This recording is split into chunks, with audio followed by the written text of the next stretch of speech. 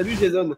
Bonsoir Et tout le monde. la cuisine de Ruffin, la cuisine de Jason. Exactement. Et voilà. Et puis on le sait parce que c'est écrit en gros C'est derrière. écrit en gros. C'est pour ça que je le dis. Jason, tu es candidat dans la 3e circonscription de la Vienne et on commence C'est ça. par ton portrait.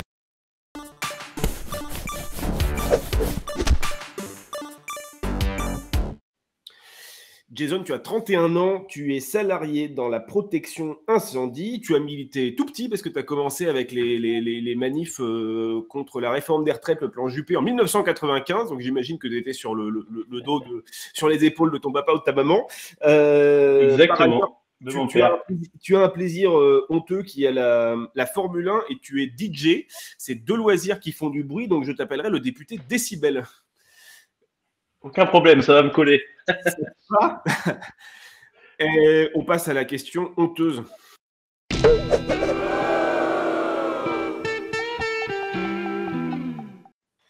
La question honteuse, là, c'est vraiment la honte. Souvent, on a un commentaire de Bruno qui nous dit ouais, c'est pas vraiment honteux, etc. En 2007, donc si je calcule bien, tu avais 17 ans ou 16 ans ou 17 ans. C'est ça. Tu as pris Ouais, ta carte à l'UMP. Alors, il va falloir que tu nous expliques, c'est quoi le point commun entre Sarkozy et Mélenchon? Et c'est difficile, hein, tu sais qu'on m'a posé plein de fois la question. Et en plus, quelque part, il y a le coup du sort. Parce qu'une fois, je me suis fait braquer, j'avais une petite 205 là. Donc, je me suis fait braquer la voiture. Et le seul truc qu'on n'a pas retrouvé, c'est la carte de l'UMP. Donc, comme quoi, bon, voilà. Le destin m'a aidé, quoi. Mais pourquoi tu as fait ça? Compliqué, hein. Aujourd'hui, c'est vrai que c'est en tout cas depuis 5 ans, enfin, qu'on voit comment on se bat tous les jours. C'est vrai que tu dis, mais que Quand m'est-il on a passé par la 17 tête? ans, quand on a 17 ans, il y a la drogue, il y a des trucs plus simples, quoi. Ça se rapproche. Hein.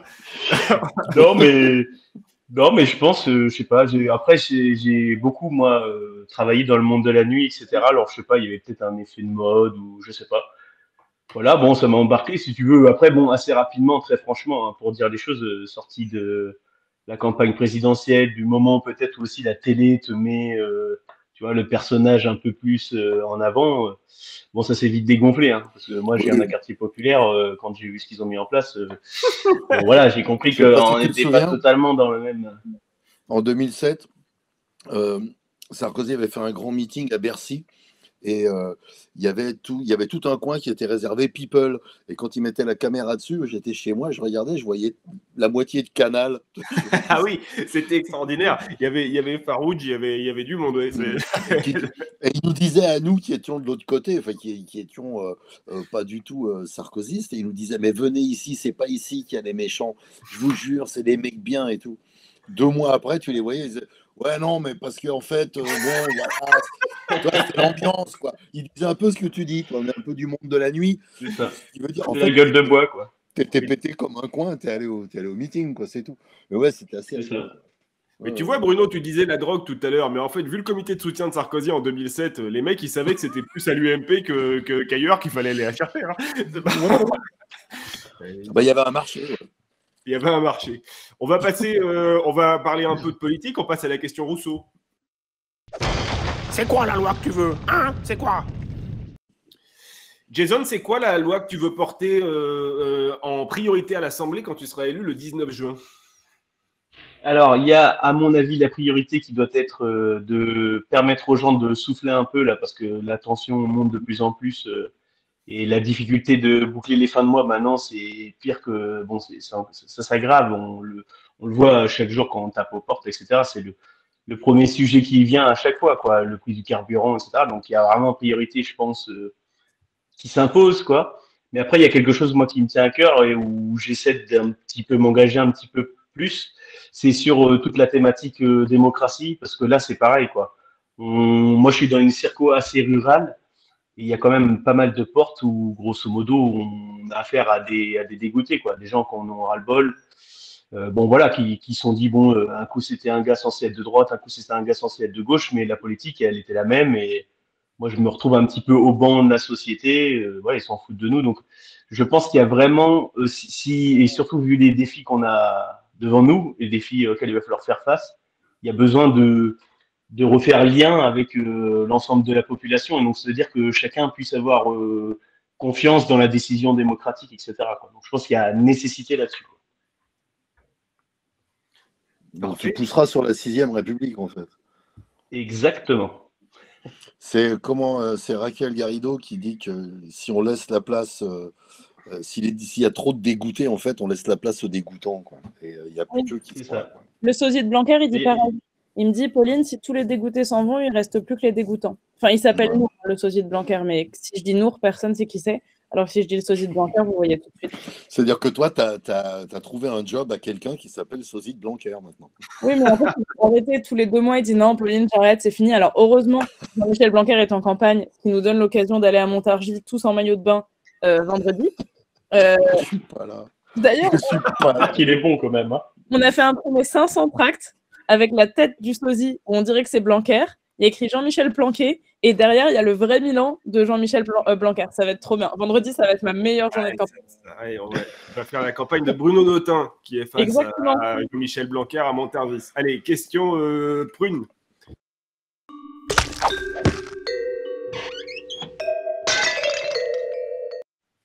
Et avec une surprise, finalement, il est là, Ludo est reconnecté. Je tiens à le signaler. Donc, on va. Au moment où on pose la question prune, il y a de nouveau Ludo. C'est une question politique, Jason. Tu es sur une circo rurale. Macron 28, Le Pen 28, Mélenchon 18. C'est quoi tes gros challenges dans cette circo et est-ce que l'alliance avec les partenaires de la NUP se passe bien? Alors, déjà, l'alliance se passe bien. Faut dire qu'avec les camarades communistes, ça fait quand même quelques années qu'on bataille ensemble, qu'on se retrouve, etc. Puisque bon, c'est vrai qu'en circo rural, c'est des fois pas simple. Donc voilà, on s'organise, on bosse ensemble. Et puis avec Europe Écologie Les Verts, ça se passe très bien. Parti socialiste, c'est un peu plus complexe et vous allez comprendre pourquoi. C'est qu'en fait, moi, je suis sur une circo, il y a un sortant qui s'appelle Jean-Michel Clément. Ou sinon surnommé localement Arturo Brachetti, c'est-à-dire grosso modo il a déjà fait trois mandats et il a fait 3 mandats avec 3 étiquettes différentes quasiment, on peut dire comme ça, quoi. Donc voilà, donc grosso modo c'est la difficulté, sachant que c'est quelqu'un à la base qui était au Parti socialiste, donc qui s'est présenté en 2017 avec l'étiquette En Marche, qui depuis est passé à Liberté et Territoire, si je dis pas de bêtises, puis Place Publique. Voilà, mais maintenant il est Place Publique. Ouais. Bon, ça va vite, hein, faut suivre, hein. Il est actif le gars. Donc du coup voilà, donc on a cette situation-là. Donc du coup, on a une partie, on va dire, je sais pas, assez ancienne de soutien au Parti socialiste qui vont tendance à laisser le logo sur place et puis partir quand même l'aider, quoi. Mais après, on a quand même le soutien du Parti socialiste, hein, donc c'est en train de s'organiser, ça a peut-être été un petit peu plus long. Et puis le coquin, évidemment, il a joué à envoyer dans toutes les boîtes aux lettres une plaquette avec le logo du Parti socialiste, quoi. Bon, histoire de date, tout ça, j'étais pas trop au courant. Bon, voilà, on la connaît. Donc voilà, donc ça a rendu un petit peu le début de campagne un petit peu compliqué, mais voilà, nous sinon ça se passe bien. Après, bah voilà, là, on rencontre beaucoup de gens qui comprennent à qui ils ont affaire, quoi. Donc il y a aussi quelque part une vraie volonté de tourner la page. Après, on a 12 candidats, nous, dans la circo. Donc il y a du monde et en fait, clairement à gauche, mis à part Hello et puis nous, bah il y a personne. Après, il y a notre cher Jean-Michel Clément qui est dans un centre gauche, PRG, etc., quoi. Et puis après, on a le candidat macroniste qui a rien trouvé mieux que de se faire élire au municipal avec des gens connus pour être de gauche. Et donc voilà, donc pour lui c'est déjà un peu compliqué, quoi, parce que dans sa propre mairie, bah, il y a des gens qui disent ah tiens c'est un macroniste, lui, je savais pas. Et après on a en fait un parachuté des Républicains qui doit faire face à une dissidence sous l'appellation majorité départementale. Et puis bah, après, on a toutes les nuances. On a Debout la France, on a le FN, on a un gars de chez Zemmour. Enfin voilà. Bon, il y a un pêle-mêle de droite. Ouais, si je résume, t'es a priori dans une circonscription qui n'est pas forcément favorable. Néanmoins, la configuration politique fait que les blocs à la fois de droite et les blocs d'extrême droite sont assez éclatés pour que tu aies une chance de te glisser au deuxième tour, quoi. Exactement, c'est faisable. Et puis, il y a des choses qui se passent. Moi, j'étais un petit peu plus loin. Moi, sur certaines propositions, je vais limiter mon indemnité de parlementaire. Donc, je vais la limiter au salaire médian. Et puis, je vais m'appliquer un mandat révocable. Et très sincèrement, on commence à voir, ça fait quoi, depuis le 13 mai, quoi, qu'on a vraiment démarré. Et on commence à voir de plus en plus de retours et de plus en plus de gens de milieux divers. Et voilà, donc il y a quelque chose qui est en train un petit peu de se passer, je pense. Et puis aussi parce qu'il y en a beaucoup qui veulent aussi quelque part tourner la page voilà, du député qui change d'étiquette pour se faire élire et puis franchement qui est absent pendant le reste de la mandature, quoi, à part, et vous savez comment ça marche hein, dans les réseaux, etc. Quoi. Mais voilà, je pense qu'il y a vraiment une volonté de changement et qu'on peut l'incarner. Quoi. Est-ce que tu sens que dans le fait qu'il y ait, même si ce n'est pas tout à fait évident avec le PS, qu'il y ait eu cet accord, ça remet les abstentionnistes en route? Parce que j'ai entendu ça plusieurs fois ici, de dire le fait qu'il y ait cet accord, les abstentionnistes se disent ah, peut-être qu'il y a quelque chose. Parce que tous les gens qui nous disaient vous n'êtes pas capable de vous entendre les uns avec les autres et c'est pour ça qu'on ne vote pas pour vous, là c'est fini. Ben, on s'est entendu. Après, ceux qui ne veulent pas des autres partis, ceux qui n'ont pas voulu, on appelle ça des dissidents. Donc, ils ne sont plus là. Et est-ce que tu as senti, toi, que c'est les abstentionnistes qui sortent du bois un peu ou c'est toujours les mêmes? Ouais, si. Enfin, on a quand même eu beaucoup de remarques vis-à-vis de l'alliance qui a été faite. Évidemment, beaucoup de remarques de gens que je qualifierais de sympathisants de gauche, quoi, qui attendaient ça depuis des années. On a souvent la remarque, depuis le temps qu'on le demandait. Bon, voilà. Donc, après, je sais pas aujourd'hui quantifier, te dire si vraiment ça vient de gens qui s'abstiennent jusqu'à présent. Ça, je saurais pas trop le quantifier. Après, je sais que nous, très franchement, il y a des fois, ça a fait rigoler encore dimanche dernier. J'ai couru, j'étais dans un tout petit marché à Coued, dans une commune de la Circo, et je cours après un type qui, en gros, avait vu que j'avais un tract politique et s'est dit oh là là, moi j'en veux pas. Et pour déconner, je me mets à courir après lui. Je lui dis je vous cours après. Alors, bon, il s'est retrouvé obligé de s'arrêter. Et je sentais qu'il était vraiment fâché. Et quand on a commencé à discuter du fait que je vais pas prendre toute l'indemnité de parlementaire, que je vais m'appliquer un mandat révocable, du principe de dire je reste lié avec vous, du fait qu'il avait affaire à un salarié, bon, c'est vite aperçu, le fait que si aujourd'hui vous mettez le butin pour nous aider, mais que derrière on va à la piscine ou au tennis, vous aurez la possibilité de signer une pétition, et puis si vous êtes assez nombreux, paf, on s'en va. Toutes ces choses-là, très franchement, ça fait déjà plusieurs fois ou des portes, tu sais, qui vont se refermer sur ton nez, qui se referment pas au final. Donc, très franchement, moi, le retour que j'ai, de ce point de vue-là, il est très positif. Je pense que ça renoue vraiment, enfin, ça nous permet vraiment de renouer avec pas mal de gens. Après, malheureusement, certains qui étaient tellement fâchés qu'ils n'ont pas pris soin de s'inscrire sur les listes. Donc, on a eu le cas de gens qui disaient ah, moi, je vais voter pour vous, mais alors, du coup, je suis pas inscrit. Ah, voilà. Donc, mais peut-être c'est aussi sur le long terme, ça peut aider. Est-ce que j'ai le droit de ne pas être d'accord avec un candidat exceptionnellement? Vas-y, Caro. Vas-y. Ouais, autant sur le fait d'être révocable, moi je kiffe, surkiffe et qu'on rende des comptes. Moi, j'alerte sur l'indemnité. Les députés ont une indemnité qui a été évaluée. Alors, elle peut paraître énorme. Quand tu bosses du lundi au dimanche, 7 jours sur 7, 24 heures sur 24, et je l'ai dit régulièrement, à l'emmerde, c'est pas cher payé. Et moi, je veux juste rappeler quelque chose. Quand tu es jeune, voire parfois, mais il y a les mecs qui assurent aussi, mais que tu n'as pas d'enfant et tout ça, c'est parfois plus simple que quand tu es une femme, voire famille monoparentale, et que tu te payes la nourrice du lundi au dimanche, 7 jours sur 7, 24 heures sur 24, et que l'indemnité, tu en as bien besoin pour au moins déjà payer la nourrice. L'indemnité a été, à un moment donné, mis à une valeur pour que personne ne puisse se dire « Tiens, celui-là, c'est un pauvre, je vais aller lui acheter ses voix. » Et donc, il a été décidé, alors je ne sais plus, c'est sous la Troisième République, qu'un député gagnerait dignement une indemnité pour que personne puisse se dire je vais acheter les voix de celui-là parce qu'il est pris à la gorge. Et j'alerte parce que du coup, il y a on met en place de l'antiparlementarisme en disant oui, mais regarde, il y en a, ils se payent au SMIC, il y en a. Alors déjà, nous, on veut que tout le monde puisse vivre dignement. Est-ce qu'il faut qu'on montre que nous, on se paye au SMIC? Je suis pas sûre. Et surtout, n'oubliez pas, en politique, rien n'est garanti. Tu es élu pendant 5 ans et ceux qui vous racontent qu'après, vous avez le chômage ou une retraite à vie ou les années dorées derrière, c'est faux.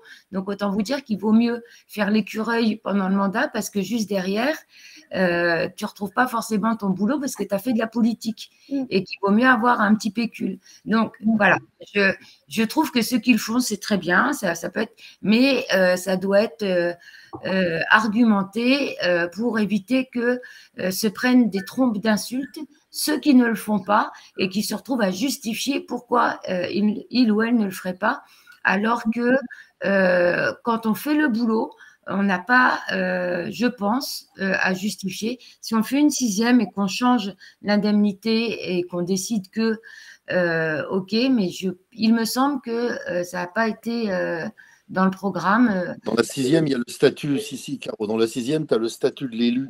C'est-à-dire que quelqu'un qui prend un mandat, il a le temps, une fois qu'il aura fini ce mandat-là, il va se reformer parce que le travail qu'il n'aura pas fait pendant 5 ans, il l'aura peut-être un peu oublié selon le métier qu'il fait. Oui, non, mais je parlais de l'indemnité, Bruno. Je ne parlais pas du statut, je parlais de l'indemnité.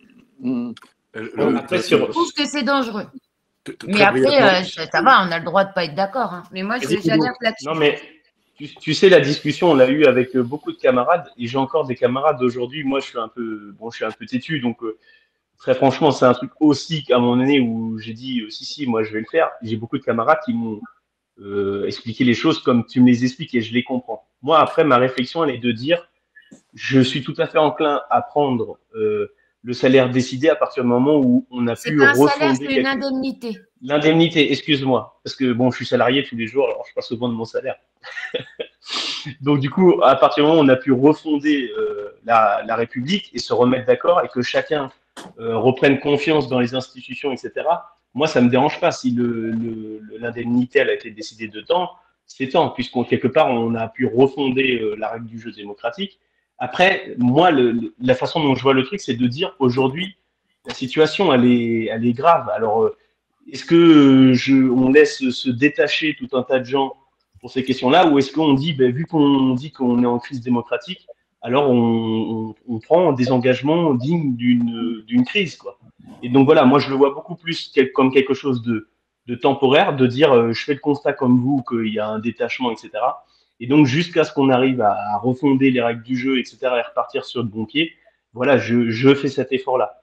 Après, moi je vais pas me mettre au SMIC pour la simple et bonne raison que, comme tu dis, un mandat de parlementaire c'est prenant, etc. Et donc je vais être absent. J'ai 2 petites filles et puis ma femme, et je vais pas leur laisser les factures. Donc voilà, c'est pourquoi je me mets au salaire médian. Mon salaire médian, c'est 1008, etc. Même pas ce que je gagne aujourd'hui en tant que salarié.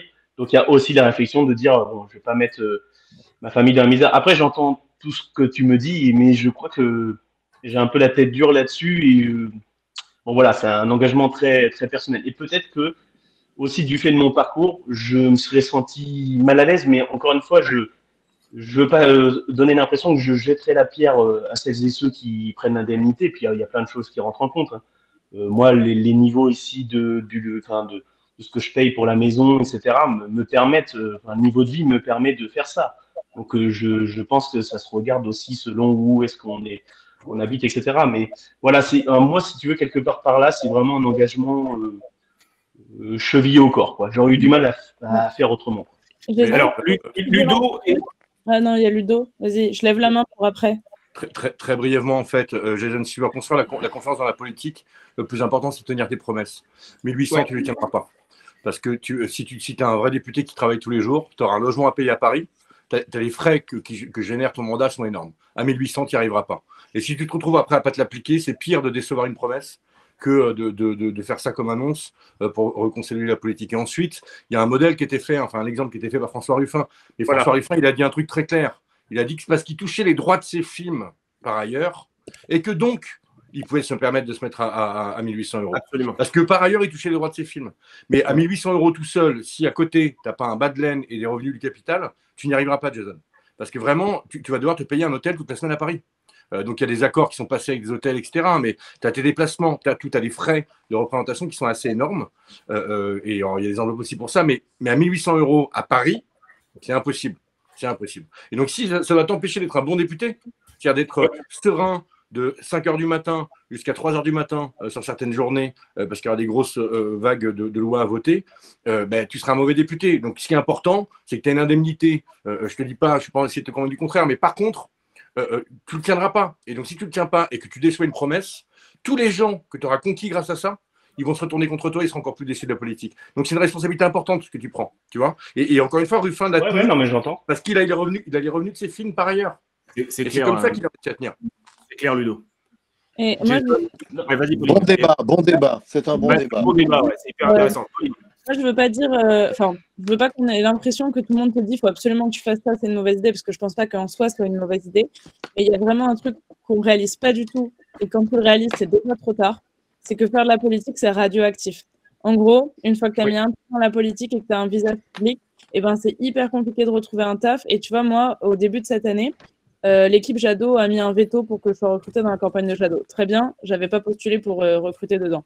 Du coup, je me dis, c'est le moment où il faut que je trouve un taf en dehors de la politique. Parce que si maintenant je commence à travailler que pour des élus et en politique, je vais me retrouver à avoir mon militantisme, mes potes et mon salaire qui dépendent de la même chose. Et j'ai trouvé un taf dans une asso, j'étais parfaitement alignée avec les valeurs. Et avant la fin de ma période d'essai, une semaine avant, je fais un happening avec le sosie de Jean-Michel Blanquer et bam, je suis virée. Alors que c'était parfaitement aligné avec leurs valeurs. Mais en fait, je me retrouvais trop visible d'un coup.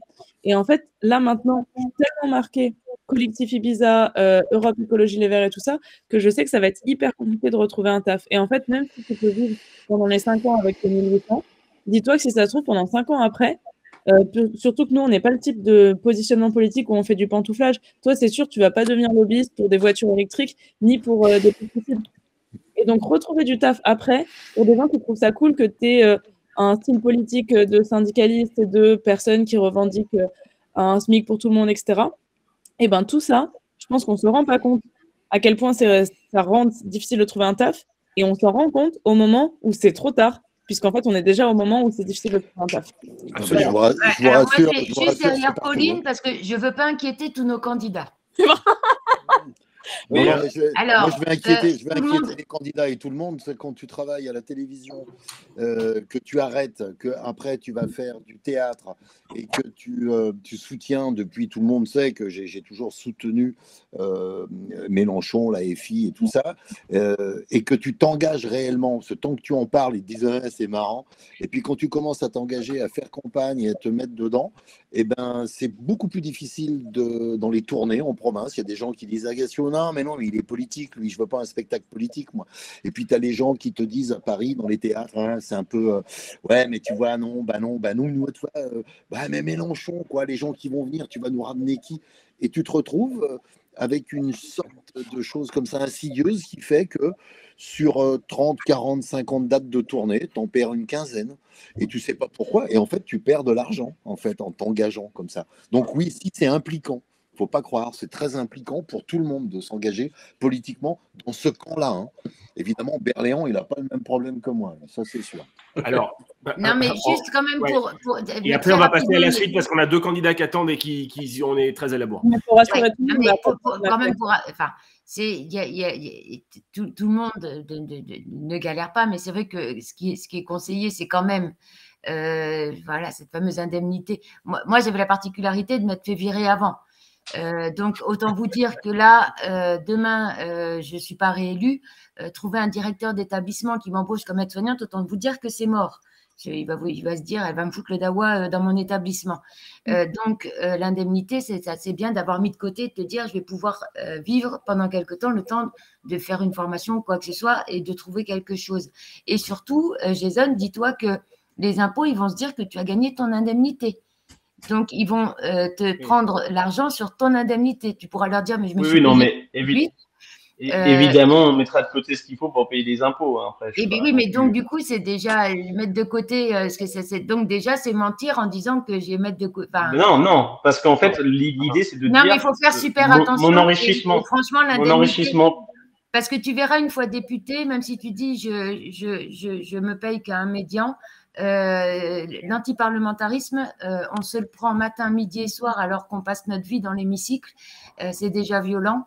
Et j'espère que tu seras élu et que du coup tu comprendras l'antiparlementarisme, la violence que c'est. Mais après, j'entends très bien ton positionnement. Je comprends.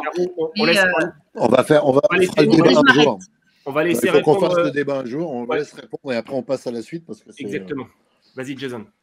Non, mais après, moi, j'entends tout ce que tu me dis. Alors, évidemment, moi, en fait, ce à quoi je m'engage, c'est en termes d'enrichissement personnel. C'est-à-dire que dans ce qui va être utilisé pour, qui va arriver sur mon compte vraiment personnel fin des fins, c'est 1 837 € par mois dans le budget familial, etc. quoi. Après, évidemment, je ne vais pas me sanctionner encore plus et puis devoir payer sur les 1 837 € l'équivalent pour les 5 000 et quelques en impôts, quoi. Voilà, après, on tiendra sur le site internet de façon transparente les comptes. Les gens ils sauront quoi a été utilisé pourquoi, au-delà des 1837, quoi. En dessous, bon, bah, c'est pour moi, quoi. Et après, j'entends tout ce que vous me dites, etc. Après, bon, moi, je suis assez têtu, donc bon, voilà. Une tête dure, encore, une tête dure. Et puis, comme on dit, c'est comme on disait tout à l'heure, il faut tenir l'engagement. Moi, je le tiendrai. Voilà. Donc, une fois maintenant que j'ai dit que je le faisais, je vais le faire. Donc voilà. Après, bon, moi, très franchement, je gagne pas 1 837 € depuis toujours. Et donc, moi, je sais comment on fait avec moins, quoi. Donc, c'est ça, quelque part. Bon, j'entends tout ce que vous me dites, mais je tiendrai bon. C'est très clair. Okay. Merci beaucoup. Et après, une fois qu'on aura la 6e République, il n'y aura plus de problème. En tout cas, c'était un débat hyper intéressant. Et effectivement, comme l'a dit Bruno, ce sera l'opportunité d'y revenir plus tard parce que c'est un débat que notre camp, notamment avec François Ruffin, a mis en avant il y a 5 ans. Et avec le recul, ça vaut le coup de reprendre les termes du débat. Et le vécu de Caroline était hyper intéressant. Merci. Et vos vécus en général étaient hyper intéressants, mais le vécu de Caroline en tant que députée et parlementaire était intéressant. On passe à la question Bourbon.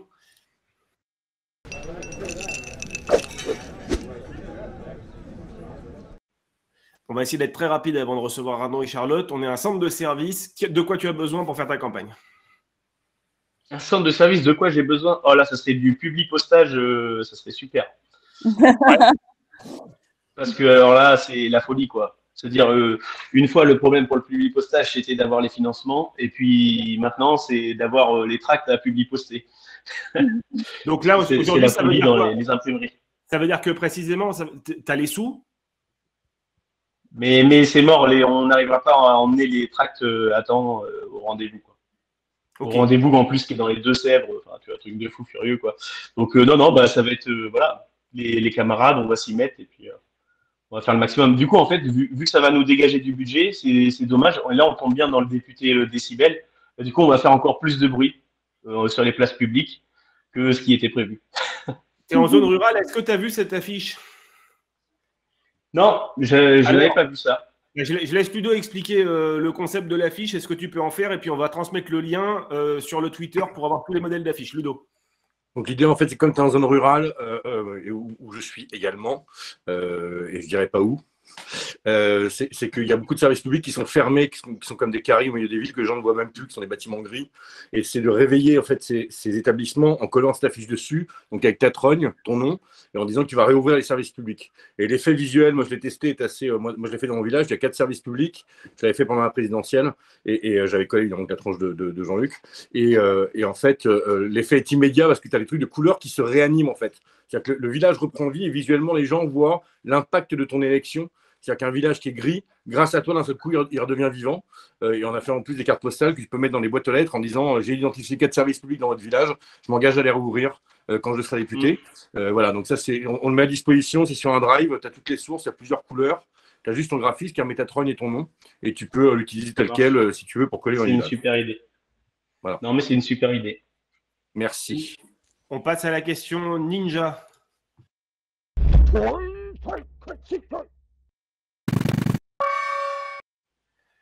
Alors, tu as une technique ninja, Jason, qui n'est pas que de courir après les militants qui ne veulent pas te parler, mais qui est effectivement de faire du bruit. Explique-nous comment. En fait, assez souvent, on fait des petits camions sonos.